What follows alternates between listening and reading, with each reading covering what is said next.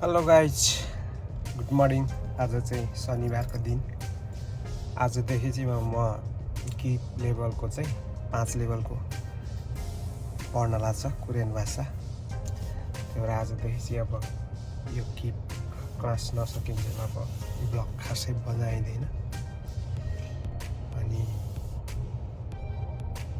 फेरि अब त्यस पछाडि चाहिँ ब्लग बनाइन्छु। अब म लाग्छु। अब फेरि पछि भेट हुन्छ हामी गाइजहरू। राम्रो राम्रो नयाँ ठाउँमा गएर ब्लग बनाउँछु म किप क्लास सकेपछि। अनि हामी फेरि भेट हुन्छ है गाइज। अब चाहिँ म लागेँ है त।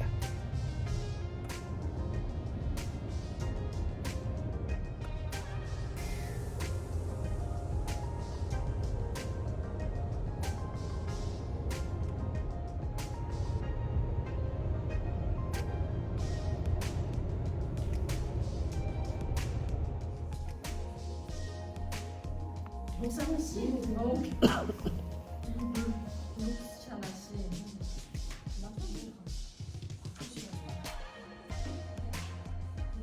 लास्टै गाह्रो भयो। आज पहिलो दिन 8 घन्टा कटाउन साह्रै गाह्रो भयो। पहिला स्कुल पढेको अनुभव भयो। बोर लाग्यो। जे भयो नि आज कटाएँ। By guys.